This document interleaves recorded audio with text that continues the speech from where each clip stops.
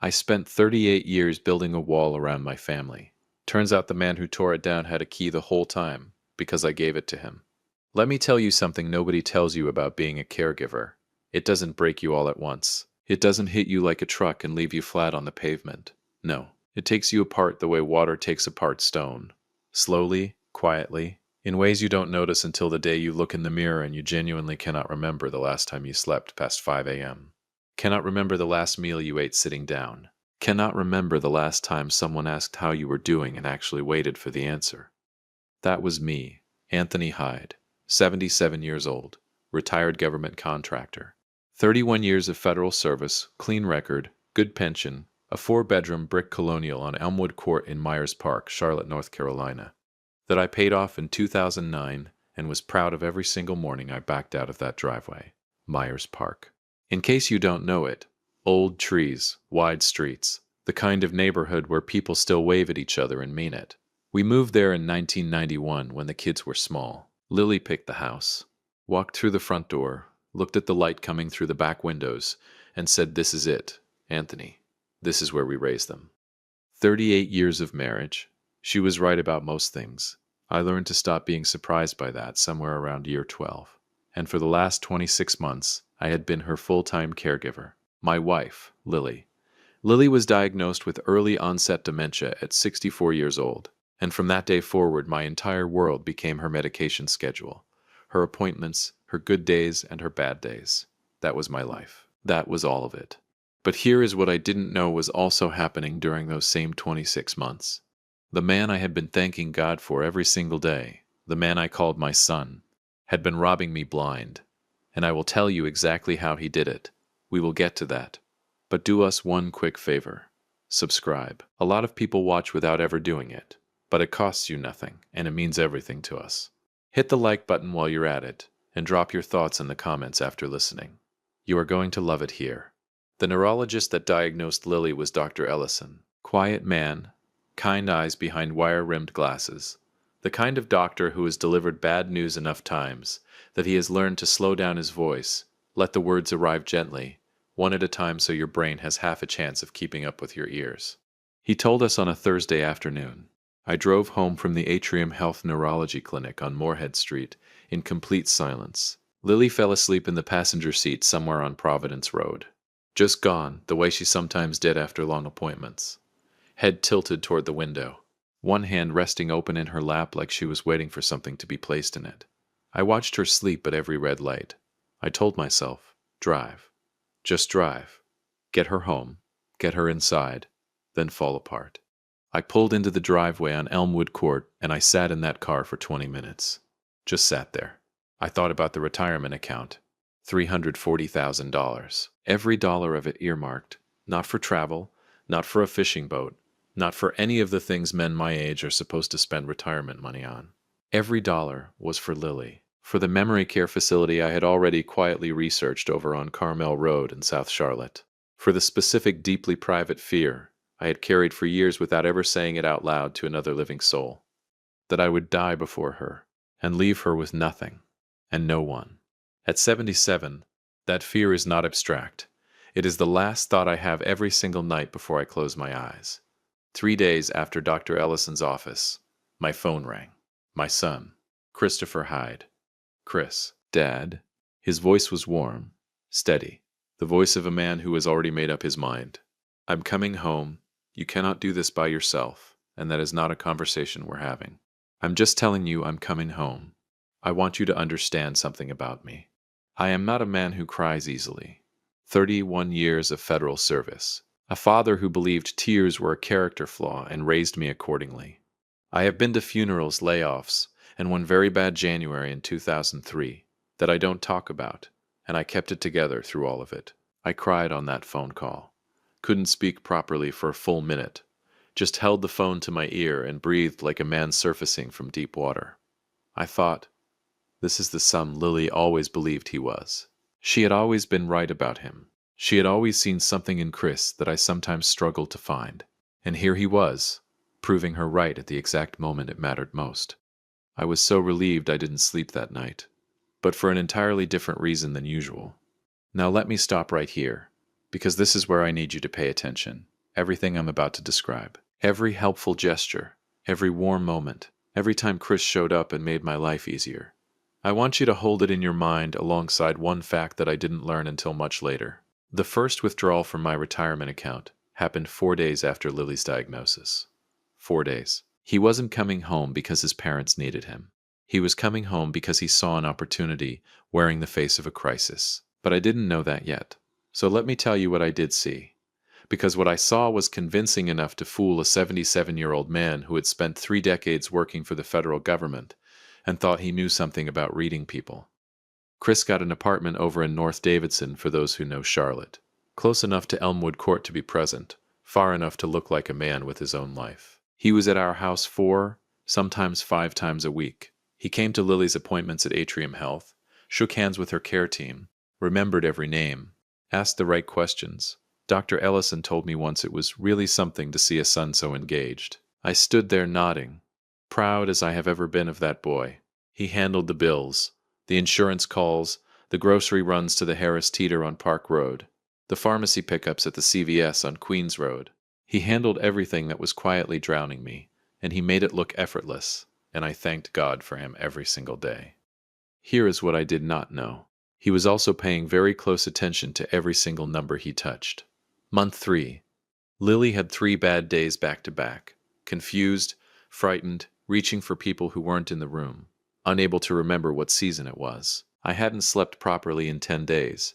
I forgot to pay the electricity bill for the first time in my adult life, 40 years. Not once. Chris came over on a Wednesday evening and sat across from me at the kitchen table on Elmwood Court. He had a folder. He set it down between us, like a man who had thought carefully about this moment. "Dad, I need to ask you something, and I need you to really hear me." He had this way of talking, measured, patient.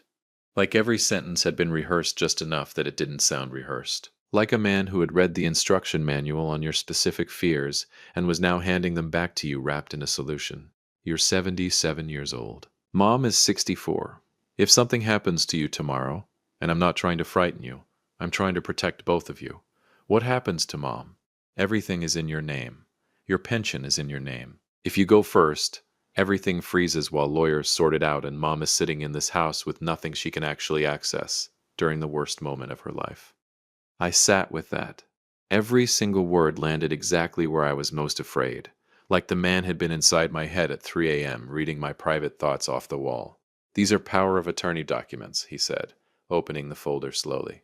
"No rush, giving me time to look. It just means I can manage the financial side completely.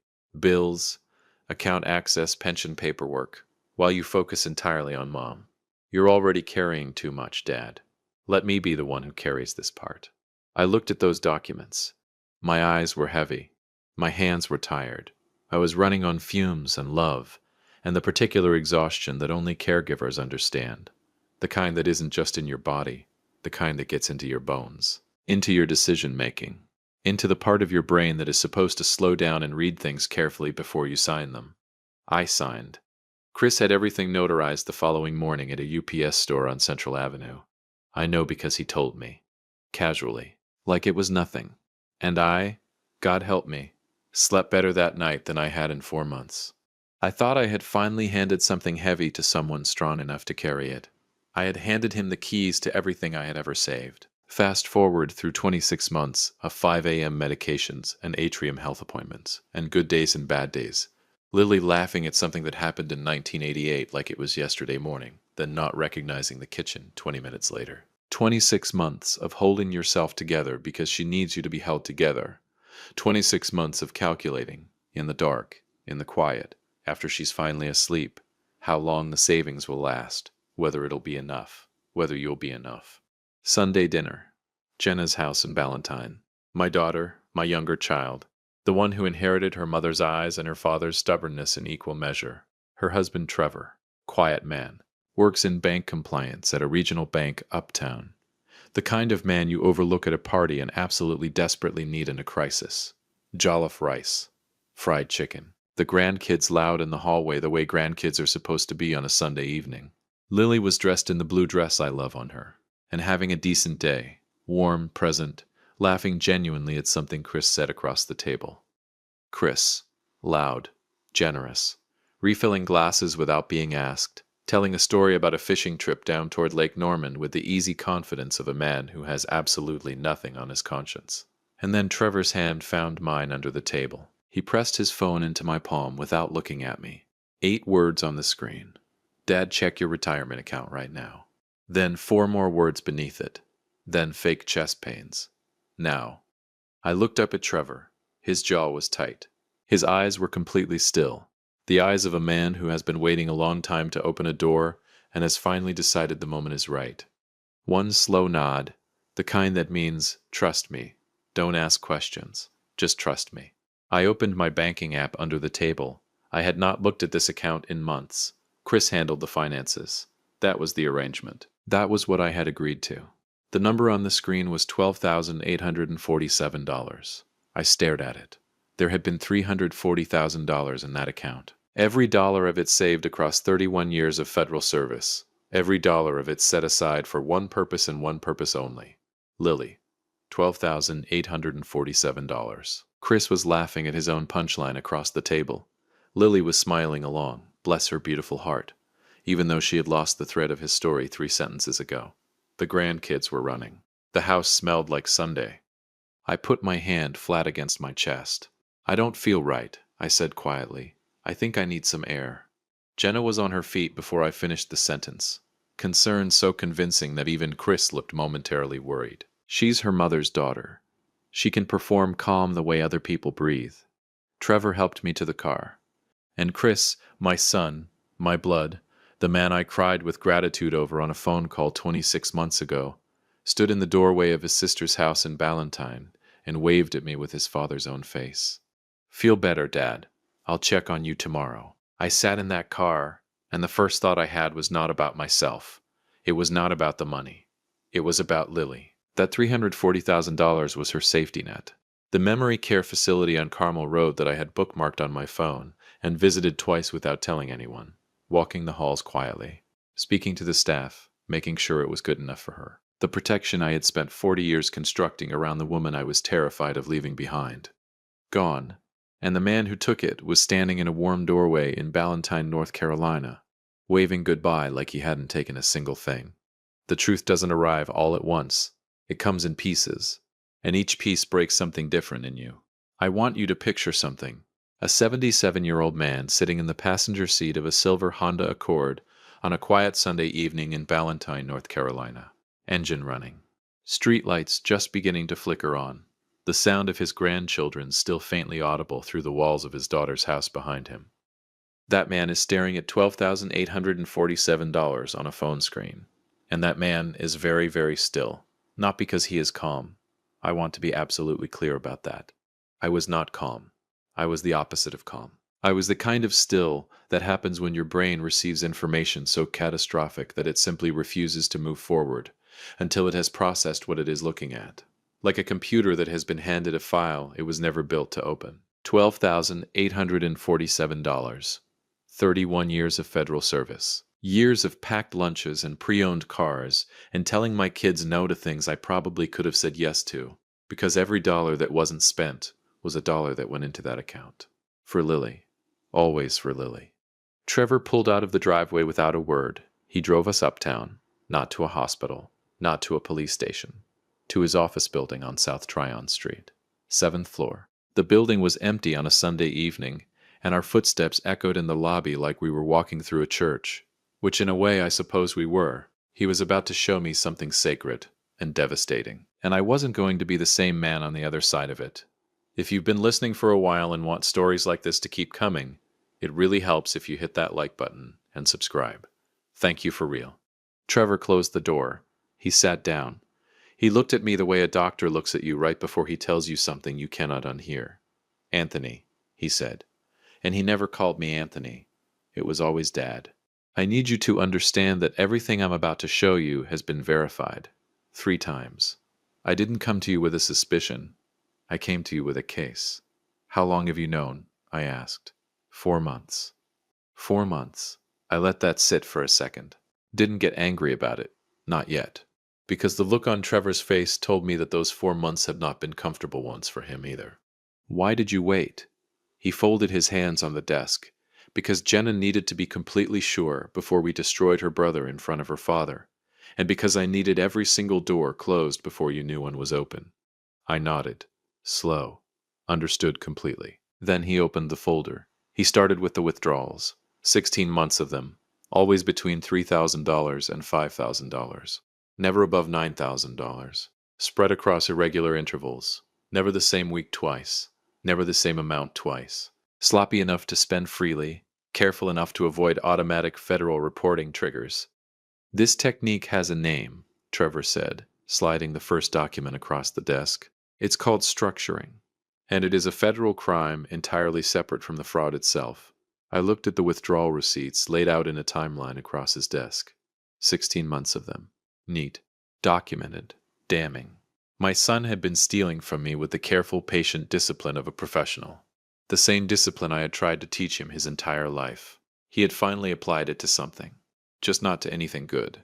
Then the pension. Chris had used my power of attorney, the document I signed at that kitchen table on Elmwood Court, on the night I was too exhausted to read carefully, to contact my pension administrator directly. He presented the legal documentation. Everything looked legitimate because it was legitimate paperwork. He requested that my monthly pension distributions be redirected to a secondary account he controlled. The administrator processed it without question. Why would they question it? The paperwork was perfect. My son had made sure of that. I did not respond to it immediately. I just looked at the wall behind Trevor's head and did the math and felt something move through me that I don't have a clean word for. Not anger, not grief, something older and colder than both of those things. Then the statements. Chris had quietly changed the correspondence address on my retirement account to a P.O. box he had opened privately on Central Avenue. I had stopped receiving paper statements, and because Chris handled the finances, because that was our arrangement, because I trusted him completely, I had never noticed they stopped coming. I had been flying blind for over a year, and my son had been the one who turned off the lights. Then Lily's account.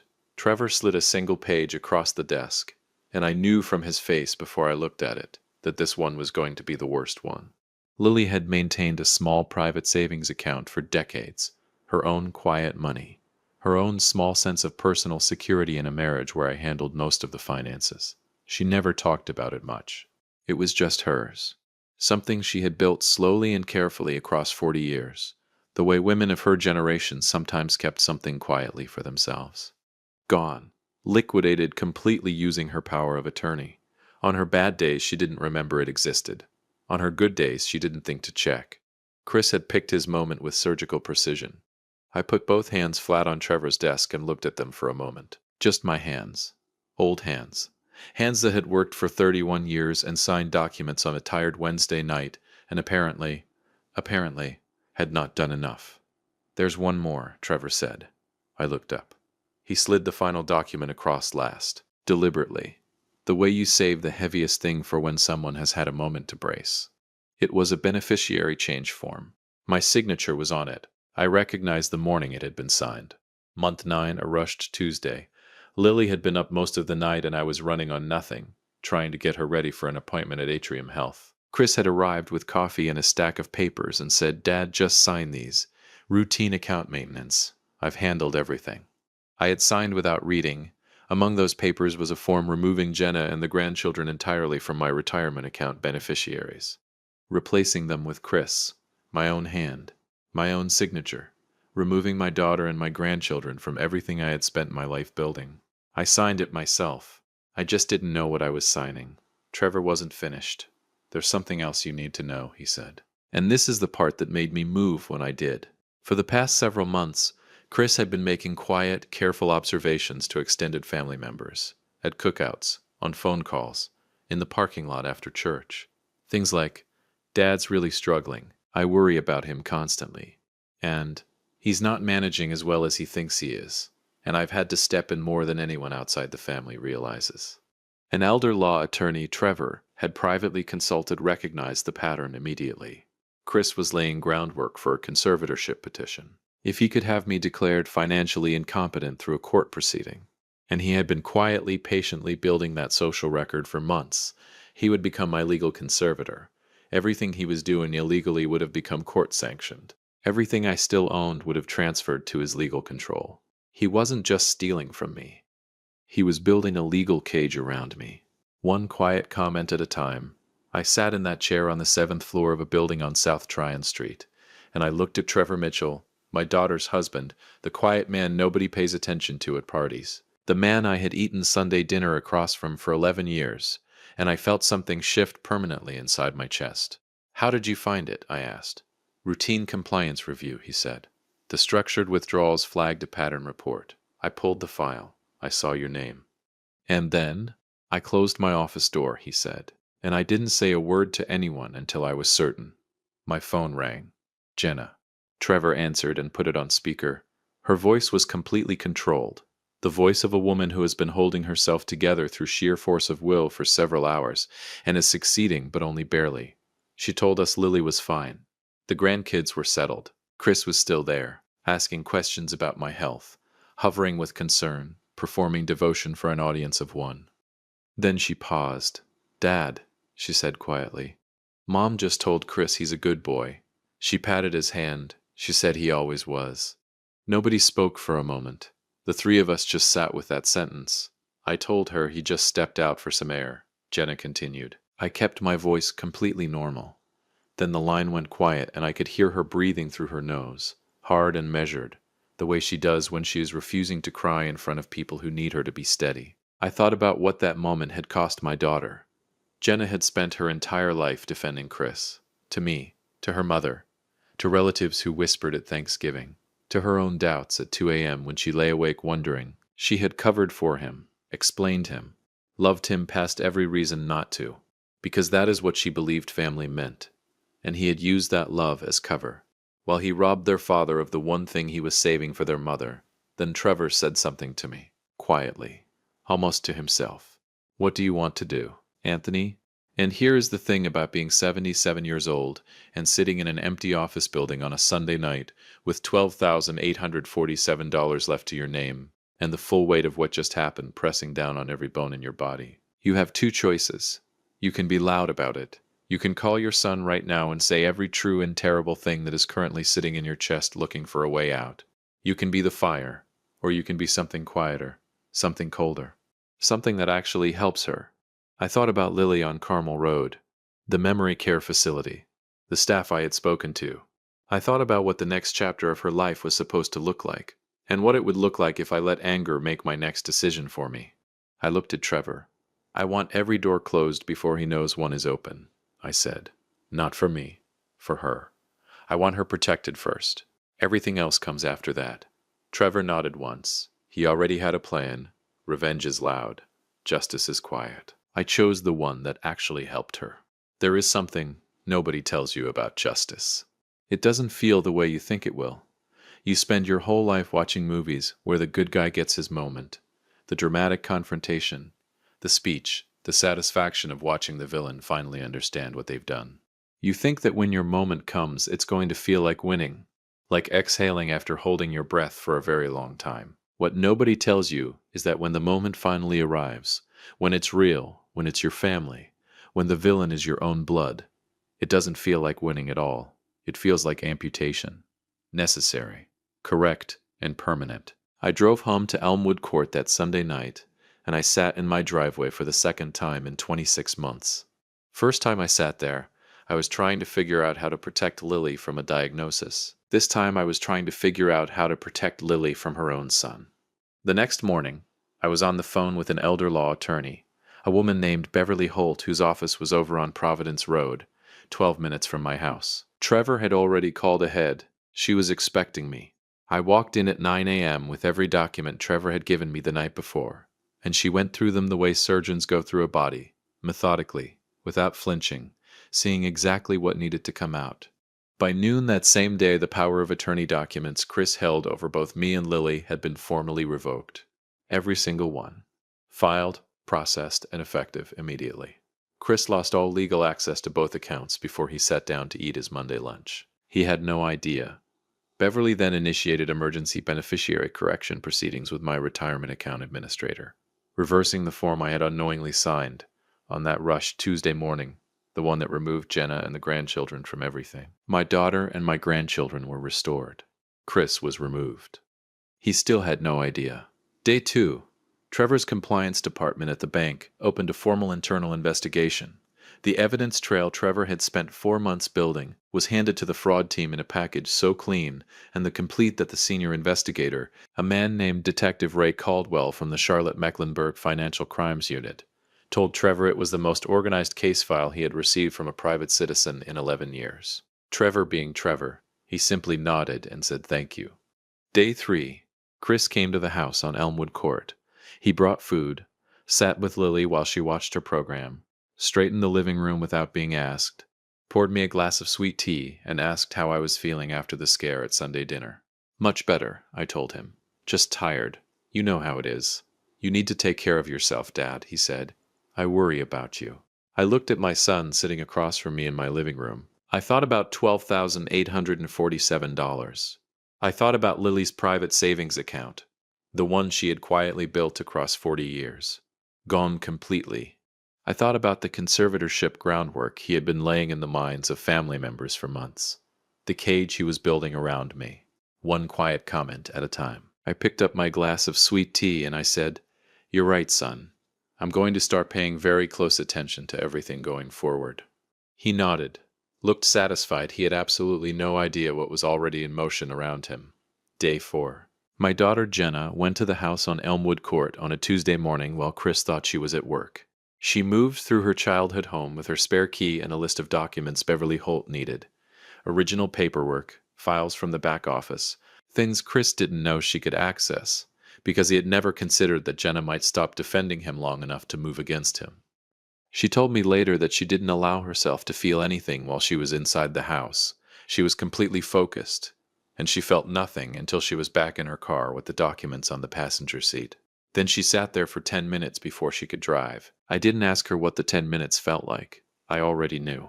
Day 6. Beverly Holt initiated emergency Medicaid planning proceedings, identifying every protective measure still available to us given the documented fraud circumstances. She found pathways I didn't know existed, legal structures that could still shield Lily's care options even with the account depleted the way it had been.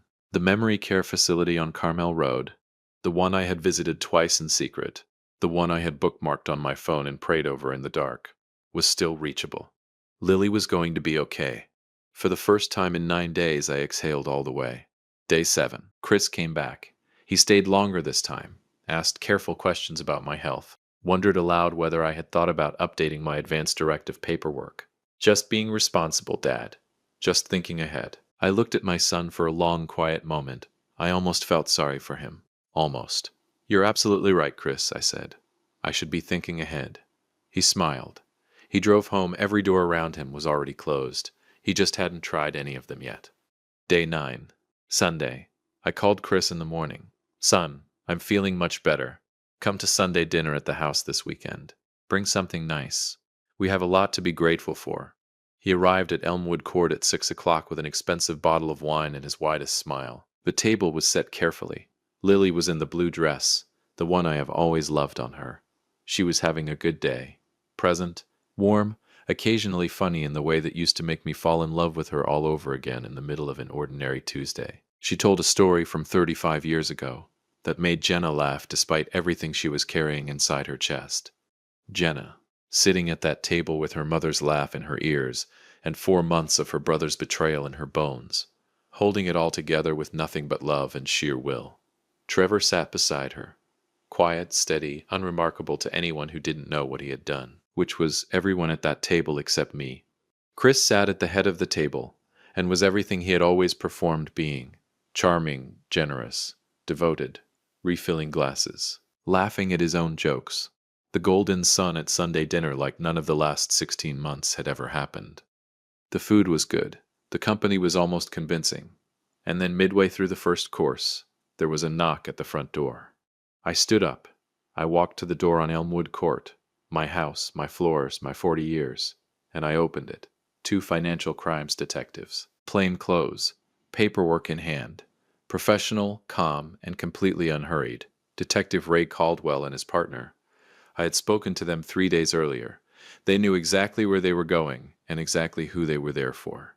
I heard Chris stop talking mid-sentence. I stepped aside. The detectives walked in. I watched my son's face in the moment he understood what was happening. And I want to tell you something, because this part matters.